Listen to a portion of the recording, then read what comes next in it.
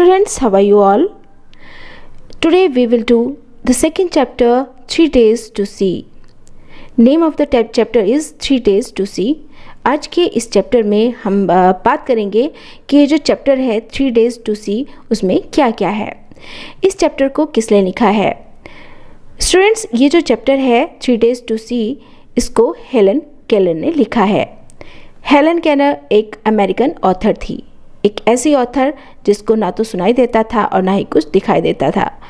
ये अमेरिका में ही पैदा हुई थी और इन्होंने अपनी बीए की डिग्री भी वहीं से पास की थी। तो इनको कुछ सुनाई भी नहीं देता था, कुछ भी दिखाई नहीं देता था। उसके बाद भी ये एक ऑथर थी, एक लेखक थी ये। तो इसी के बारे में आज इस चैप्टर में कुछ ऐसी चीज़ें हैं जिनको हेलन केलर ने शो किया है इस चैप्टर के ज़रिए से। तो चलिए देखते हैं इसमें क्या क्या है।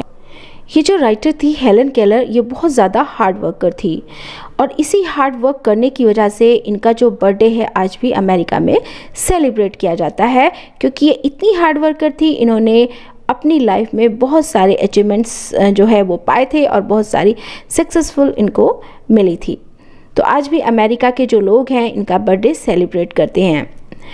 तो चलिए उनकी स्टोरी जानने के बाद अब उनका लिखा हुआ जो ये चैप्टर है द 3 Days to See, इसको हम स्टार्ट करते हैं और इसके बारे में पढ़ते हैं। इस चैप्टर में हेलन केलर सोच रही है कि अगर उसे 3 दिन मिल जाएं, 3 डेज़ मिल जाएं, उन 3 दिनों में उसकी आंखें जो है वापस आ जाए और वो सब कुछ देख पाए। तो उन 3 दिनों में वो क्या क्या देखना चाहती है, इस चैप्टर में वो इसी चीज़ को बता रही है, इन्हीं बातों को बता रही है। तो चलिए अब इस चैप्टर की एक्सप्लेनेशन को हम पढ़ते हैं, 1 बाय 1 इसको रीड करेंगे। फिर इसकी जो एक्सप्लेनेशन है उसको मैं आपको बताती जाऊंगी, हिंदी बताती जाऊंगी और उसको समझाती जाऊंगी। I have often thought it would be a blessing if each human being were stricken blind and deaf for a few days at some time during his early adult life. Darkness would make him more appreciative of sight. Silence would teach him the joy of sound. अब इसमें Helen Keller क्या बोल रही है कि मुझे ऐसा लगता है कि ये बहुत अच्छी चीज़ होगी कि अगर कि सभी ह्यूमन बींग्स जो अडल्ट होने वाले हैं वो कुछ दिनों के लिए अंधे हो जाएं और वो बहरे हो जाएं। तो यहाँ पर वो ऐसा क्यों बोल रही है? वो ऐसा इसलिए बोल रही है क्योंकि हमारे पास आज हमारी लाइफ में सब कुछ है, आंखें हैं, आंखों से हम सब कुछ देख पाते हैं, लेकिन हम उसकी वैल्यू नहीं जानते। तो यहाँ हेलन केलर ऐसा इसलिए बोल रही है कि काश सारे ह्यूमन बींग्स जो अडल्ट होने वाले हैं वो कुछ दिनों के लिए अंधे हो जाएं और बहरे हो जाएं, उनको ना कुछ सुनाई दे और ना ही कुछ दिखाई दे।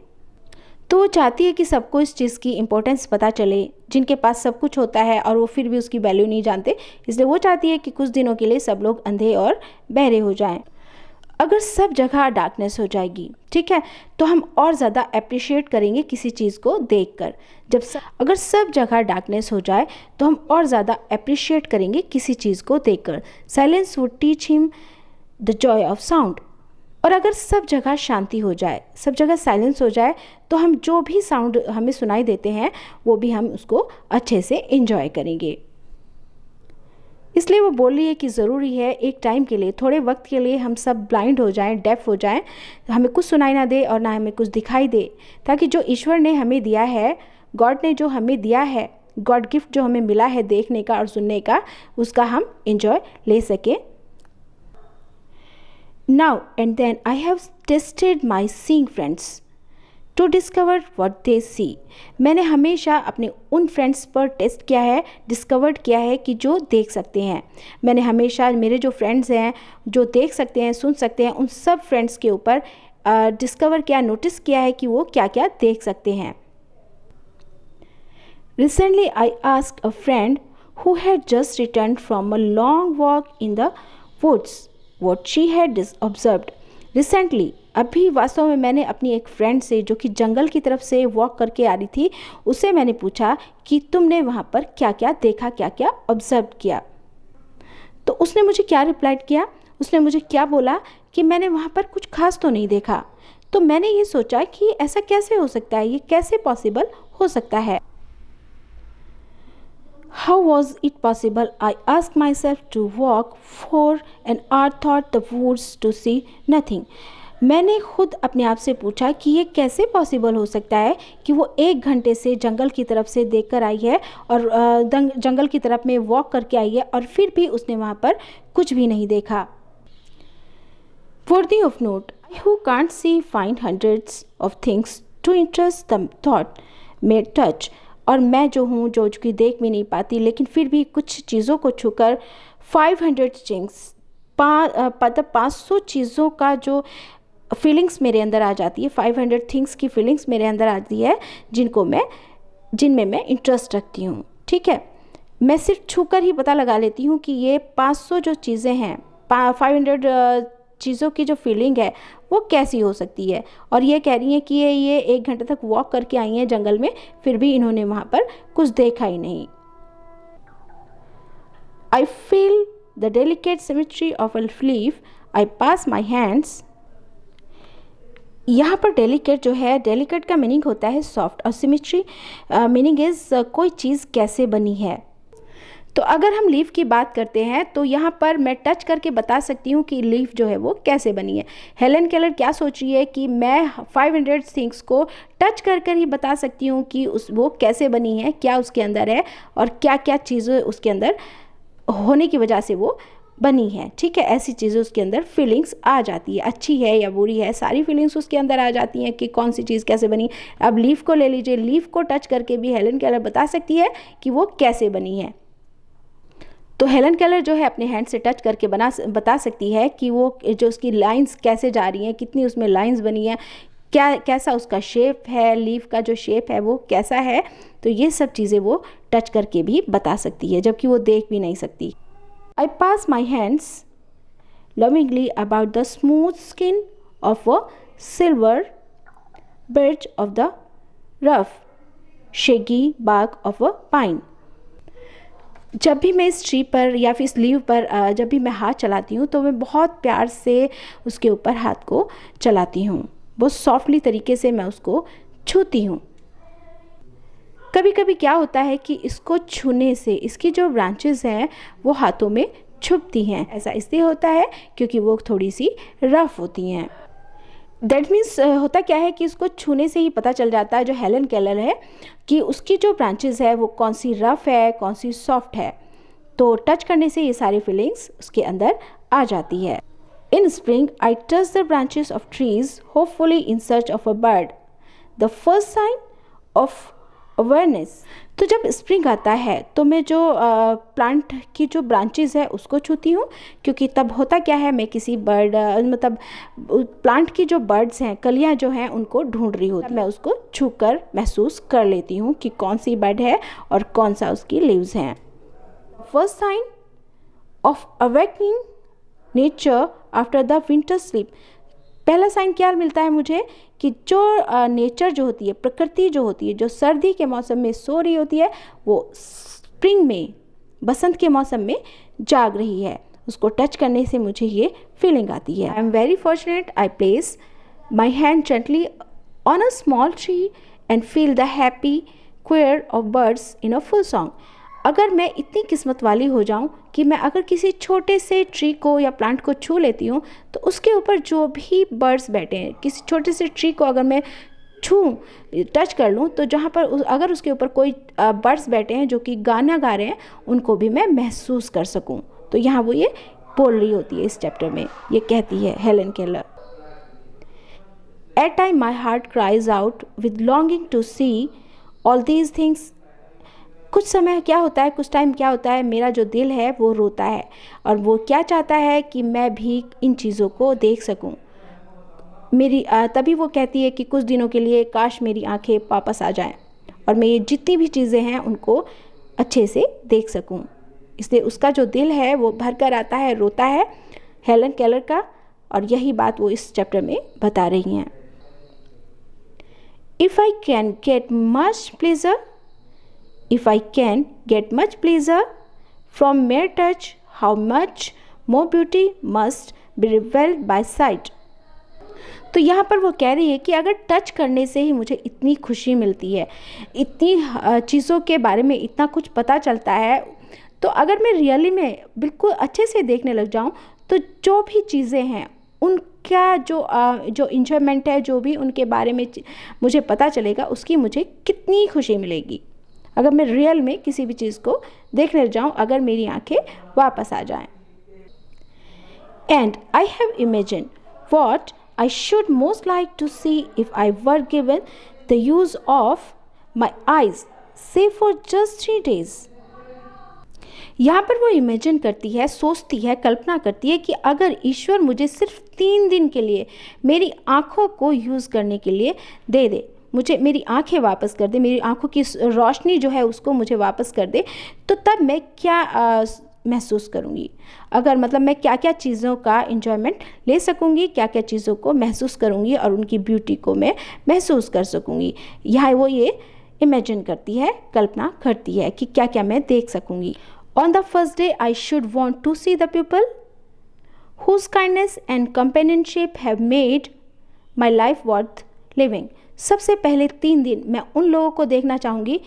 अगर ईश्वर मुझे मेरी आंखें वापस कर दे 3 दिन के लिए, तो उन सबसे पहले 3 दिनों में मैं क्या देखना चाहूँगी, उन लोगों से मिलना चाहूँगी, उन लोगों को देखना चाहूँगी जिनके साथ ने और जिनकी दया ने मेरी लाइफ को इतनी अच्छी बना दी है। As an experiment I have questions husbands about the colour of wife's eyes, and often they express embarrassed confusion and admit that they do not know. I like to see books they do not know. यहाँ तक समझते हैं? तो मैंने एक experiment किया। Helen Keller कहती है कि मैंने एक एक्सपेरिमेंट किया। मैंने अपने फ्रेंड्स के जो हस्बैंड है उनसे पूछा कि क्या आप अपनी वाइफ की जो आइज़ हैं उनके कलर को जानते हो? तो वो मुझे कहते हैं कि उनको क्या होता है, उनको कुछ कन्फ्यूज़न सा लगता है और वो कहते हैं कि वो नहीं जानते।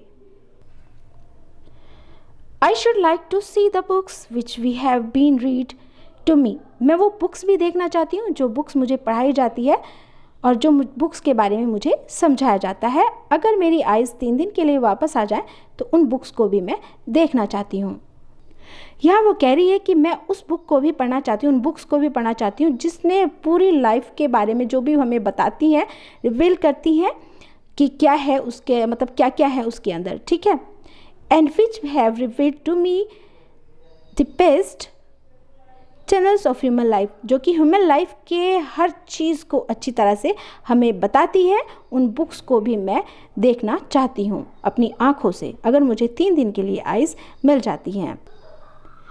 In the afternoon, I should take a long walk in the woods and intoxicate my eyes on the beauties of the world of nature. वो क्या कहती है कि दोपहर के वक्त में भी मैं जंगल में जाना चाहती हूँ और वहाँ पर मैं नेचर के, प्रकृति की हर चीज़ को अपनी आँखों से देखना चाहती हूँ। And I should pray to the glory of colorful sunset. That night I should not be able to sleep. I should not be able to sleep. तो वो क्या कहती है कि मैं सनसेट की वो ग्लोरी को भी देखना चाहूँगी जो कि सनसेट के होते हुए महसूस कर सकते हैं, देखकर जिसको मैं एंजॉय ले सकती हूँ, उसको भी मैं सनसेट के टाइम महसूस करना चाहूँगी। और अपनी आँखों से मैं उस वक्त इतना कुछ देख लूँगी कि मैं सारी रात सो भी नहीं पाऊँगी, सोने के लायक भी नहीं रह पाऊँगी, क्योंकि मैं इतनी सारी चीज़ों को देख पाऊँगी अगर मुझे आंखें मिल जाती हैं। So this was the first 3 days to see the things. First day के बारे में उसने ये सारी बातें बताई हैं कि पहला दिन, 3 दिनों में से पहले दिन वो क्या क्या देखना चाहती है। ऑन माई सेकेंड डे, और अपने दूसरे दिन में, I should like to see the pageant of man's progresses, and I should go to the museum. I should try to people into the soul of a man through his art. मैं museum में जाना चाहती हूँ और उन लोगों की soul को, आत्मा को महसूस करना चाहती हूँ उनकी आर्ट से। मतलब वो चाहती है कि दूसरे दिन में वो म्यूज़ियम भी जाना चाहती है और वहाँ पर जो लोगों ने भी आर्ट बनाई, जो भी चीज़ें उनकी बनाई हुई है, उनकी आत्मा को वो उस आर्ट से महसूस करना चाहती है या फिर देखना चाहती है। The things I knew touch I should now see. अब क्या है, वो कहती है कि जो चीज़ें मैं सिर्फ पहले महसूस ही करती थी, उनको मैं, अगर मेरी आंखें मिल जाएं तो उनको अब मैं देख भी पाऊंगी। मतलब मैं, वो चाहती है कि वो म्यूज़ियम जाए और वहाँ पर जो भी आर्टिस्ट जो भी चीज़ें बना कर रखी है उनको वो देख सके, उनके हार्ट तक वो पहुँच जाए उन चीज़ों के ज़रिए, उन सब चीज़ों को देखकर अपनी आँखों से। और जो चीज़ें वो सिर्फ महसूस किया करती थी कभी, अब वो उनको अपनी आँखों से देखे और उनके बारे में जाने कि वो कैसे और किसने बनाई है। The evening of the second day I should spend at the theatre और एट द मूवीज़। और जो मेरे सेकेंड डे की जो इवनिंग होगी, दूसरे दिन की जो शाम होगी, उसको मैं स्पेंड करना चाहूँगी थिएटर्स में और मूवीज़ को देखकर। कहाँ स्पेंड करना चाहूँगी? थिएटर जाकर, वहाँ पर मूवीज़ को देखकर। The following morning I should again greet the dawn. अगली मॉर्निंग में, आगे वाली जो मॉर्निंग आएगी उसमें मैं अपनी मॉर्निंग को ग्रीट करूँगी। The following morning, I should again greet the dawn, an excuse to discover new delights, new revelations of beauty. अगली मॉर्निंग में मैं डिस्कवर करूँगी न्यू न्यू चीज़ों को और अपनी मॉर्निंग को ग्रीट करूँगी। नेक्स्ट मॉर्निंग में क्या करूँगी? मैं अपनी मॉर्निंग को ग्रीट करूँगी और नई नई चीज़ों को डिस्कवर करूँगी। इस चीज़ के लिए मैं उत्सुक होंगी कि मैं नई नई चीज़ें क्या है। Today this third day I shall spend in this work day world, admit the hands of man going about the business of life. आज के तीसरे दिन में मैं अपनी लाइफ के अपनी ज़िंदगी का हर दिन का जो रूटीन है उसको महसूस करना चाहूँगी कि एक इंसान को अपनी लाइफ में कितनी सारी परेशानियों से गुजरना पड़ता है, कितनी बड़े बड़े ख़तरों से खेलना पड़ता है। अपने बिजनेस को आगे बढ़ाने के लिए कौन कौन से अप एंड डाउन से गुजरना पड़ता है, कौन कौन सी परेशानियों से गुजरना पड़ता है। आज के तीसरे दिन मैं अपने ये महसूस करना चाहूँगी अगर मुझे आइज़ मिल जाए तो। At midnight permanent night would close on me again. और आधी रात में जो मेरी परमानेंट जो लाइफ है वो फिर से आ जाएगी और मेरी जो ये 3 दिन थे वो फिर से ख़त्म हो जाएंगे। मतलब जो मुझे 3 दिन मिले थे, ईश्वर ने जो मुझे, गॉड ने जो मुझे 3 डेज़ दिए थे आंखें देकर कि मैं सारी चीज़ें देखूं, इस तरह से ये 3 दिन पूरे हो जाएंगे और आधी रात को वो, मतलब 3 दिन पूरे हो जाएंगे और फिर से मेरे लाइफ में वही अंधेरा, वही डार्कनेस आ जाएगा। Only when darkness had again descended upon me should I realize how much I had left unseen।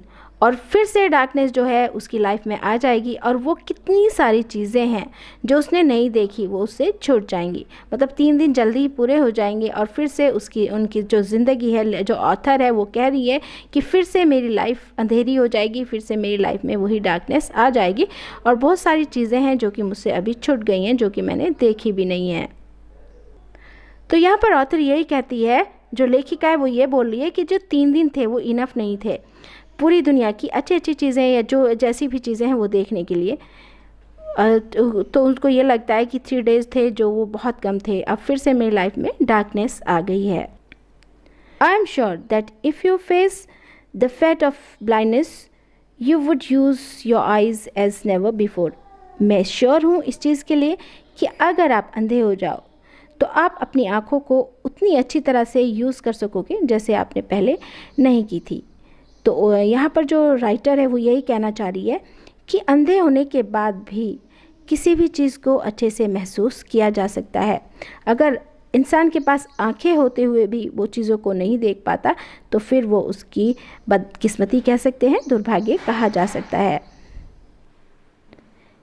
Everything you saw would become dear to you. जो भी चीज़ तुम देखोगे वो तुम्हारे लिए बहुत ज़्यादा प्यारी हो जाएगी। मतलब जब तुम्हारी आंखों की रोशनी चली जाती है और जो भी चीज़ तुम देखते हो उस वक्त वो तुम्हारे लिए और भी ज़्यादा प्यारी हो जाती है अगर तुम उसको टच करके महसूस करने लग जाते हो तब।